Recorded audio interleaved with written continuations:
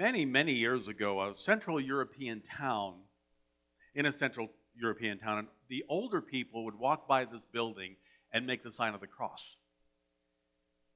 It was a plain brick wall in the middle of Main Street in this town, and when visitors would ask, why are they crossing themselves, apparently for no reason, nobody could tell them why. They said, well, our parents did it and their parents did it, so we do it. We walk by this corner, this street, and we cross ourselves. Well, one visitor became obsessed with finding out why they did this. So very late one night, he went to the wall and he began chipping away the paint and the dirt and the concrete. And he kept going. He got really obsessed with what he was finding, and he uncovered a mural of Mary and the baby Jesus. Many decades before, the townspeople had a reason for making the sign of the cross when they went by this icon. But after they painted it over, generation after generation kept making the sign even after it disappeared, and they had no idea why they were doing it. Traditions are hard to overcome, even when we don't know exactly why we were doing a certain thing. I shared with my class last year that a woman wrote to Ann Landers about getting up to do a Bible reading at her church, and she went to the lectern, she took the Bible, and she slammed it on the floor. Then she picked it up, and she opened it, and she did the reading. A horrified gasp went up from the congregation and from the minister as she did this. And after the service, the minister said in that calm ministerial voice that we have to put on sometimes, "May I ask you why you slammed the Holy Bible on the floor before reading it?" She said, "Oh, it's a family tradition." He said, "I've never heard of such a thing before." And she said, "Oh yeah, my mother and my grandmother have done it for years. It must be some long lost ancient ritual." When she got home, she called her mother and said, "Why do we slam the Bible on the floor?" And her mother said, "What are you talking about?" She said, "You and Grandma always slam the Bible on the floor before reading." She said, "We slammed the Bible on the floor because we lived in a damp house, and the pages would stick together. The only way to unstick them was to slam the Bible, and then it would open up." Tradition. Oh, that's what we do. And another letter to, I love Dear Abby and Ann Landers. They're the chroniclers of our lives, aren't they? Another letter to Dear Abby, this woman wrote and said, I was a newlywed and I cut the ends off the roast before putting it in the pan like our family does. And my new husband was looking at me making dinner one night. He says, "Why are you cutting the ends off?" She says, "Well, it's what we do. It's, our family does it, has been doing it that way forever." And says, "Well, what does it do?" She says, "I think it makes it more moist." And he says, "That doesn't make any sense." She said, "It doesn't make any sense, does it?" So she called her mother. Says, "Why do we cut the ends off the roast?" She says, "What are you talking about?" Well, we always cut the ends off the roast when I was growing up. She said, "We did that because the pan was too small. I couldn't get the whole roast in, so I cut the ends off." So many of our choices in life have been made from decisions that happened before we were able to decide. We just went along with it because that was the thing to do. People crossing themselves because of a plain wall. Why? I don't know. It's what we do. That's just what we do. Slamming a Bible before reading it because it's always been done that way. Ending up with a mate who was insulting and uncaring because that's the way I was treated. That's what I equate love with. I found that very personal. Treat me exactly the same way my family would. Being abused equals being loved is some perverse logic of the ego mind. Does it make sense? No. But neither does slamming a Bible on the floor or cutting the ends off a roast. Continuing to abuse drugs and alcohol because the pain of living is just so much that I can't do without it. It's the only way that I can figure to live my life is to dull what's going on. remaining angry and resentful at people, at life, at God, at myself. Because to change that attitude and to forgive might open me up to too much pain. The hell I'm in is a familiar hell. But if I move to another place, what would that mean? I might lose myself. I don't know how I would do that. And I just can't take any more pain in life. I've heard this over and over again during counseling. I can't make that change because it might be worse. But if Christmas is about anything, it's about letting the love of God change our lives. It's about becoming more and more of who we are as powerful spiritual beings. It's about letting the spiritual being that we are, the Christ within, take control of our lives and to make our lives what they were meant to be, rather than the small-minded, limited ego that doesn't acknowledge the truth, never does and never will. It doesn't see that there is a better way, that there is a healthier way, that there is a successful way of living my life all the time. And the truth is, no matter what's happened in our lives that has been awful or traumatic or shocking or so painful that we can't even talk about it, let alone think about it, God is stronger than any of this. The God within you, the God that you are, is stronger than any challenge you've ever gone through or are currently going through right now. Judy just shared with us the story about Mary giving birth in a manger because there was no room in the inn. The manger is a metaphor. Metaphysically, the manger is your heart. Love, the Christ in you, can only be born in the peace and in the love of the simple manger within. Your good has to be born from that peace, from that love, from that joy first before it can be permanent. If there is no love in us, if there's no peace within, then there's no opportunity for God to be born. Or rather, there's no spiritual power in the outpicturing of the good that we're seeking. It will not be permanent because it will not come from spirit. The in represents the outer world, the opinions of the outer world that we're looking so desperately for before we move forward to our good. There's no room in the outer ego-driven world for our God self to be born, except to be born in you first. So the birth of our good has to be within before we can see it outside of ourselves.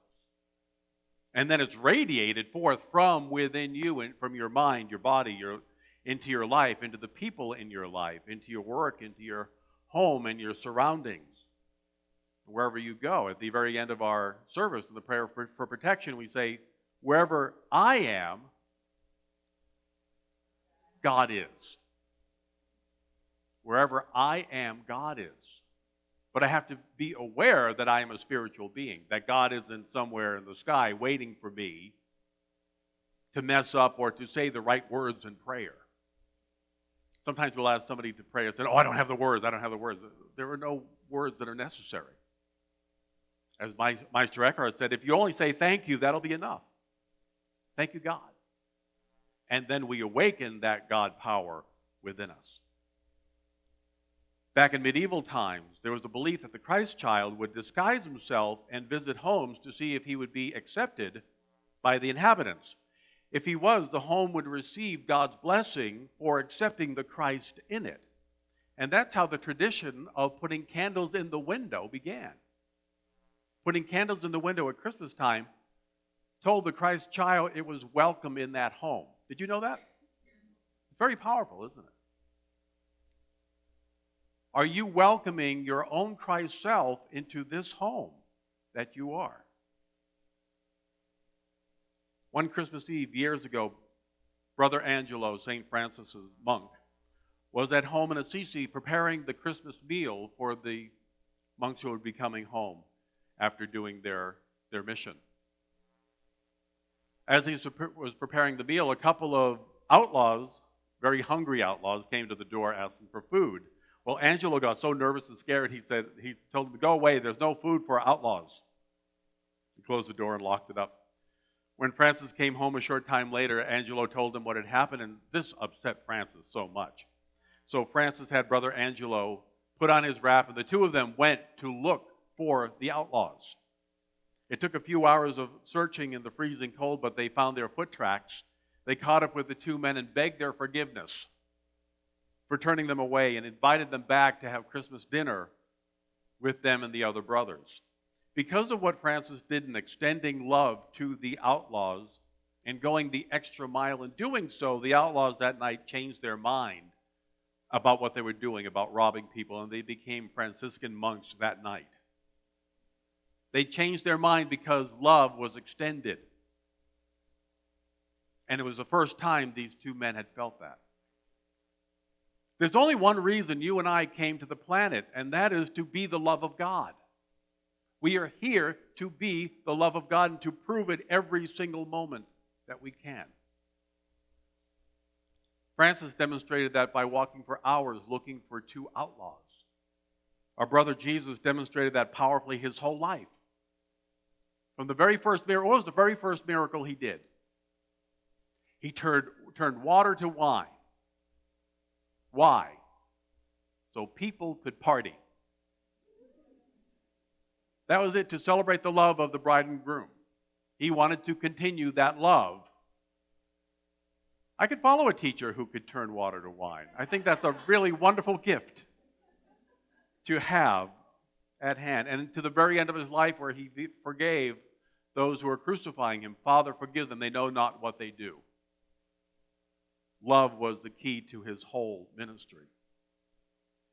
The only reason we're here is to get that truth, to understand that love is the only thing that matters in our cells, in our tissues, and in what we say and what we do 24/7 as much as possible.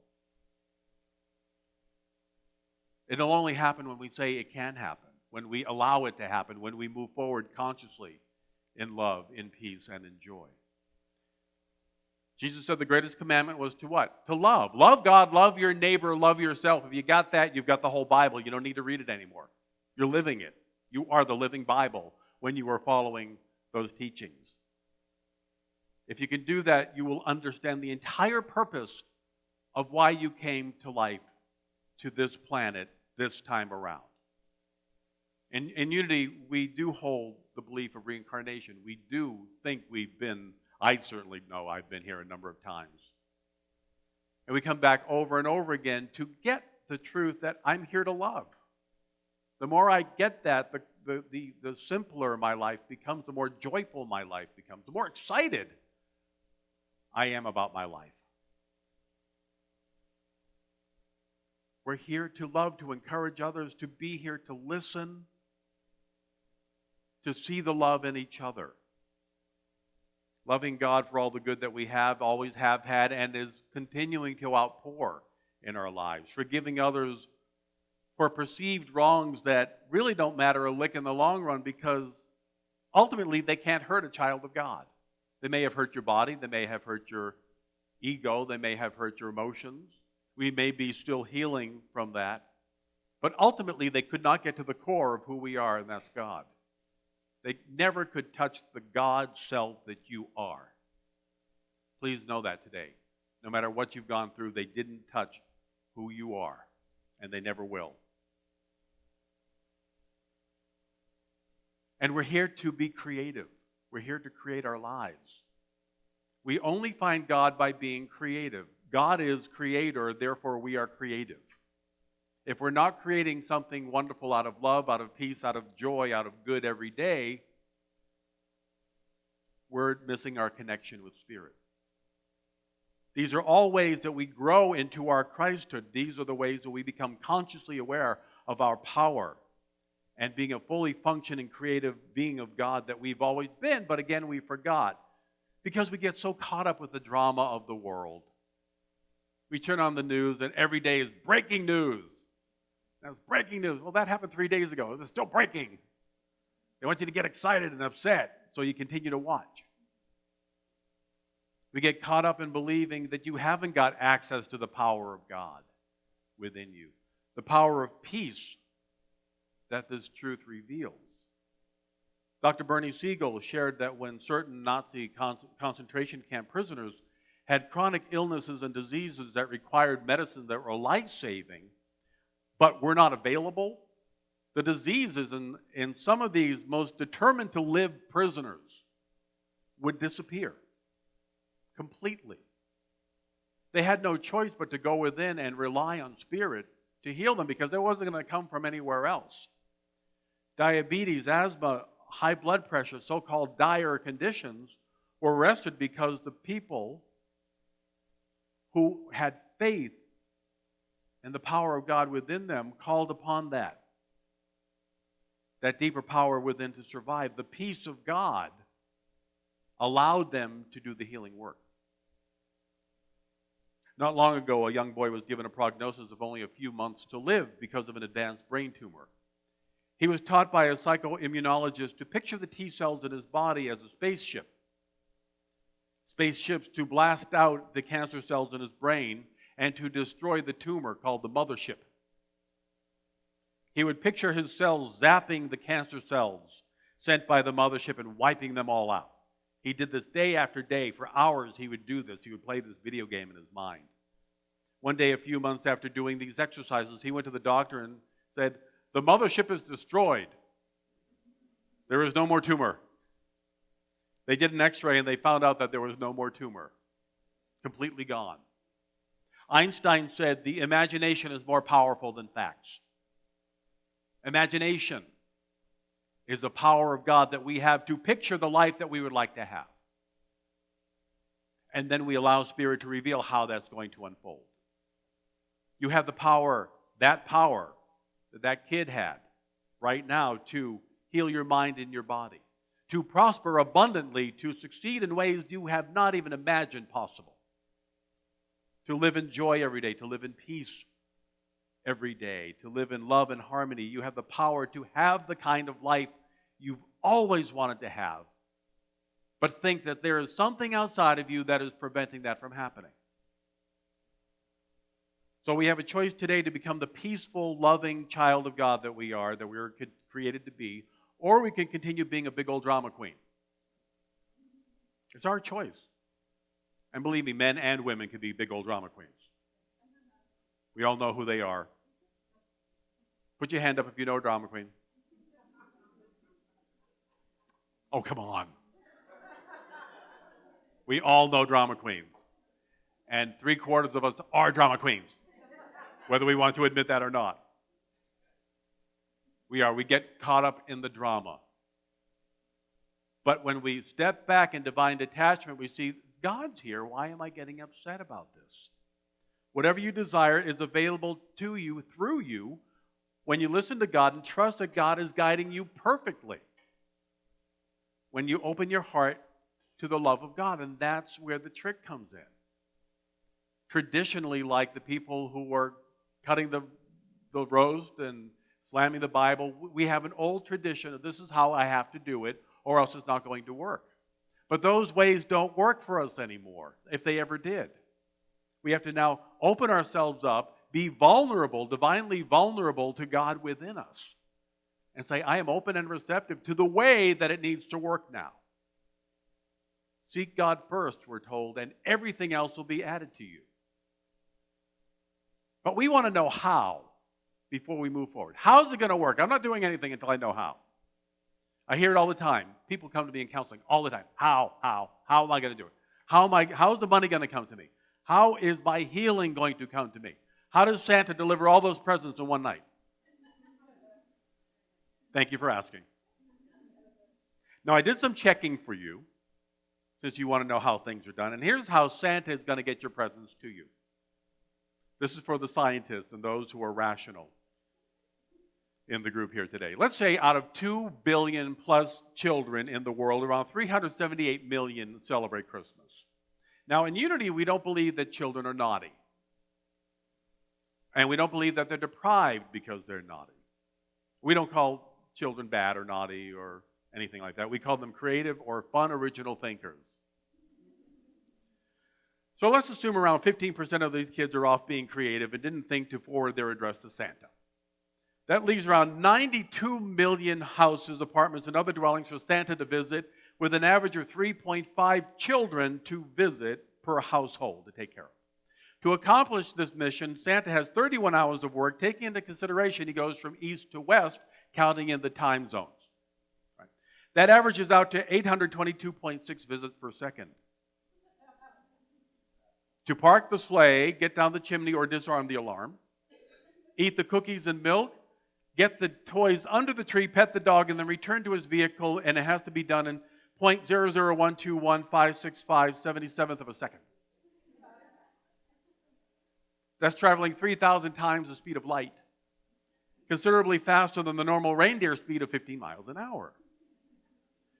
And you wonder why you never saw him. Gone. But he did it. Now, do you think kids care about the math? Well, it's impossible. He can't do that in 0.22177th of a second. No, they don't care how it's going to be done. They just know it's going to be done, that when they wake up in the morning, the present's going to be there. How does not matter to children until we tell them it should matter to children. They go to bed, and the next morning, the miracle happens. When I was 5 years old, I was the first one up on Christmas morning, and I was amazed to see the plate of cookies and milk that I had left out on that cardboard fireplace. You know the one I'm talking about? A wonderful, with a fire, cardboard setup fire. Gone. There were a couple of crumbs left, and the milk was completely gone. Proof positive that Santa was real. I was the first one up, and it was gone. I stared at that glass for a full minute.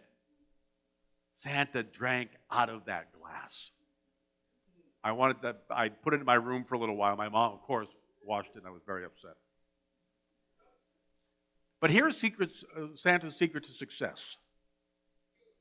He's got elves, he's got Mrs. Claus, and he's got all the families helping him out. Santa does not do this alone. He can't do 822.6 homes in 1 second. Your secret of success is that you are not doing it alone. You cannot do this alone. If you've been trying to do it alone, you know it's not working. You cannot of yourself do this. Jesus, who knew better than anybody else, said, I myself don't do this. It's God within who is doing this, and then I'm simply following directions. I'm following what my gut, what my heart is telling me is my next step. How God works in our lives doesn't really matter. It doesn't matter until we need to know. Even though we keep trying to tell God, you're going to do the healing this way, or the money's going to come this way, or I'm going to get this job here. And Spirit says, I have other ideas. You say, today is the day I'm going to sit right next to that man or woman here in church, and my mate is going to show up for life.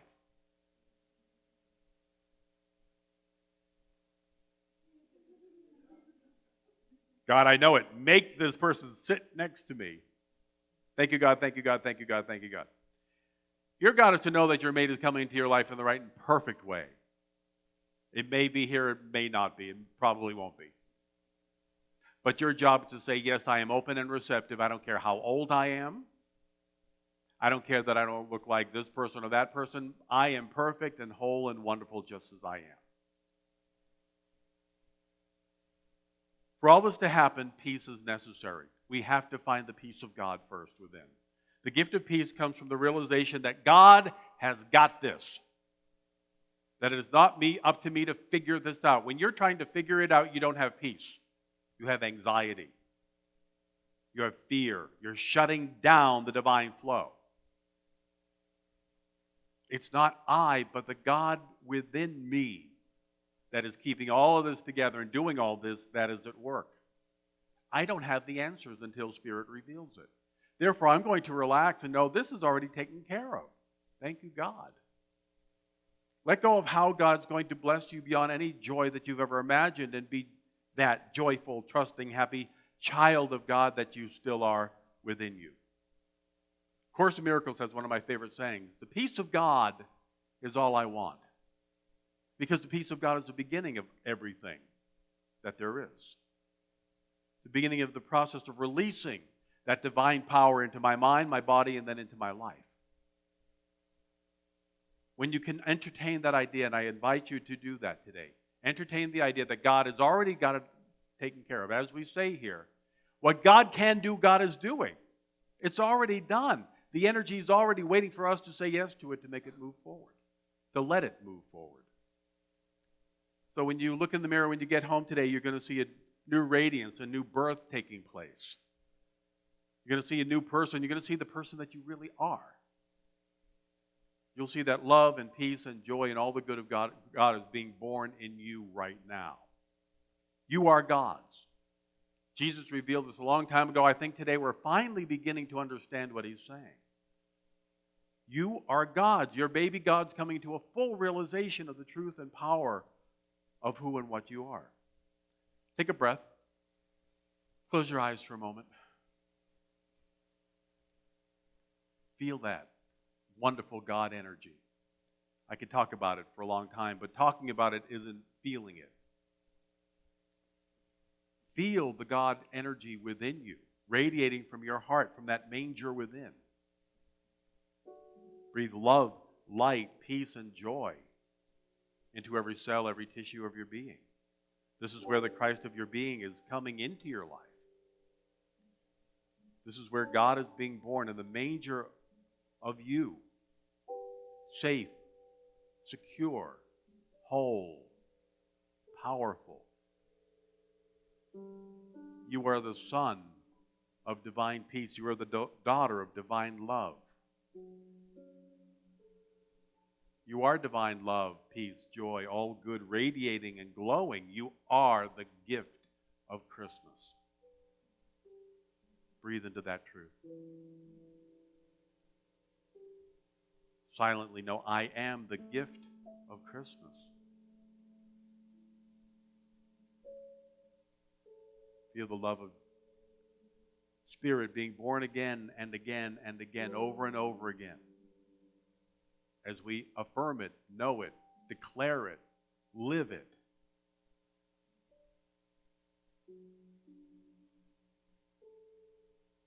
We begin this process by singing into the quiet. Lead me to the light. Help me make it through. Lead me into the light.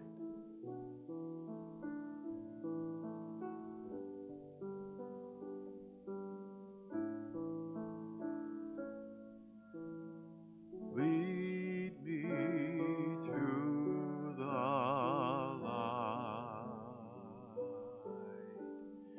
Lead me to the light.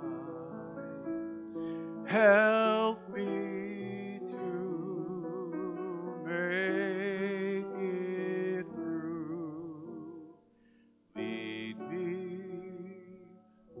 me into the light.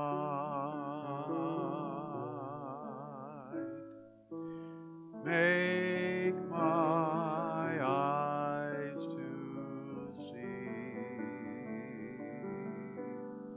all that I could be. Help me to see it through. Lead me into the light.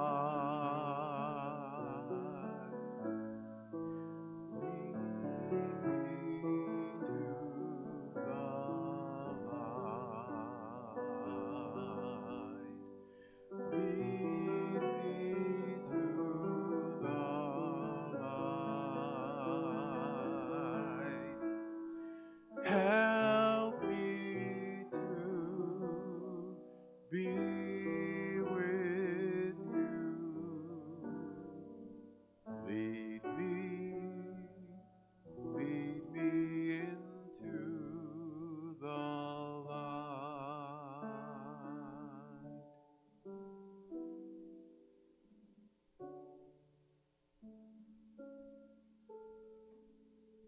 Lead me to the light within.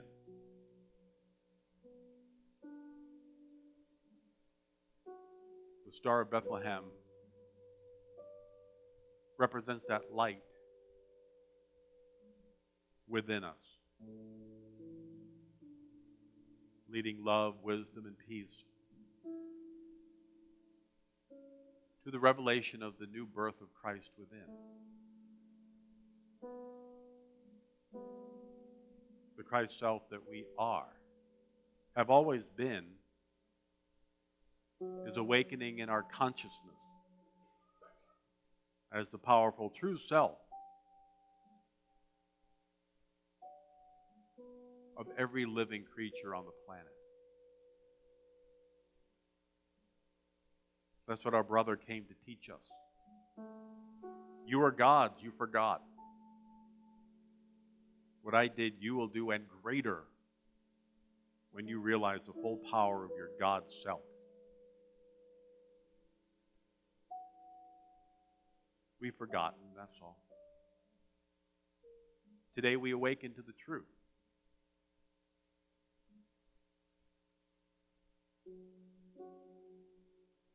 I allow the peace of God to be born in the manger of my heart. In the quiet of my being, I acknowledge and celebrate. This is me. I am the Christ, awakening to all good.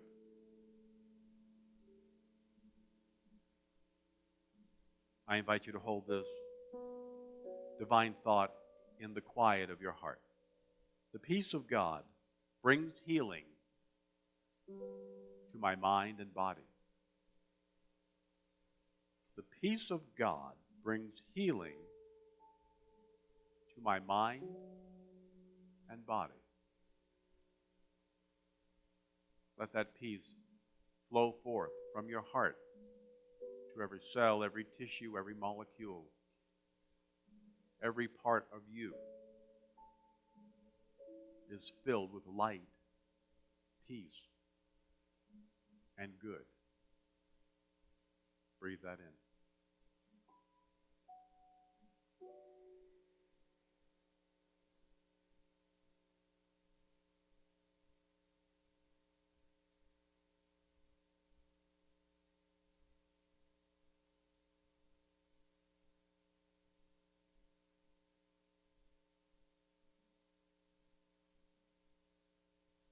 Peace is power, not the absence of anything.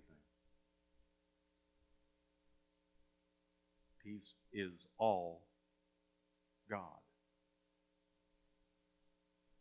We silently know this truth. The peace of God prospers me perfectly. The peace of God prospers me perfectly.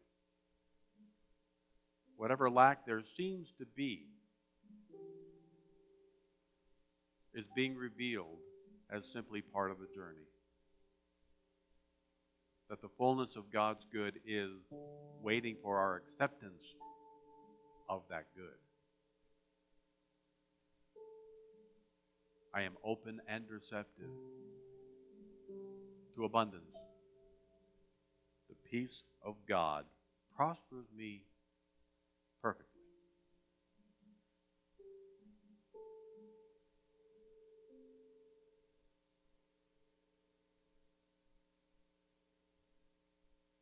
That peace of God also brings order, harmony, and joy to me, through me, this Christmas time. The peace of God brings order, harmony, and joy to me and through me this Christmas time. I make the determination that this Christmas is wonderful, holy, beautiful, perfect,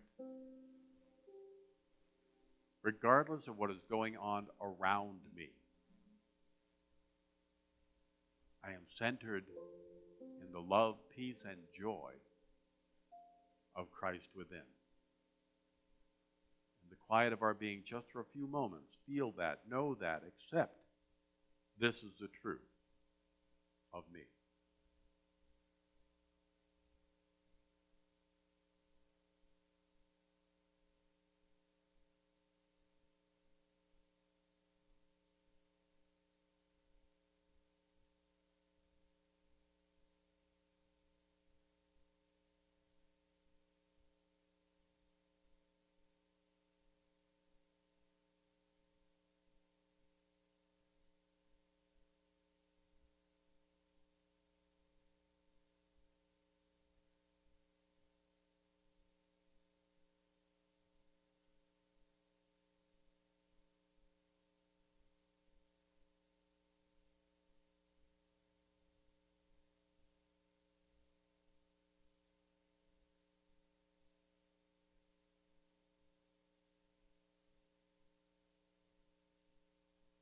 Take a breath. Breathe out.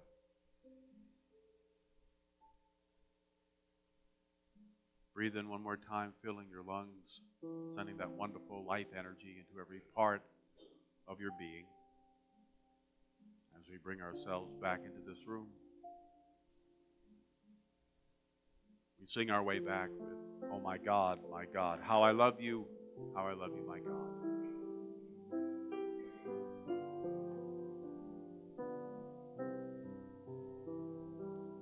Oh my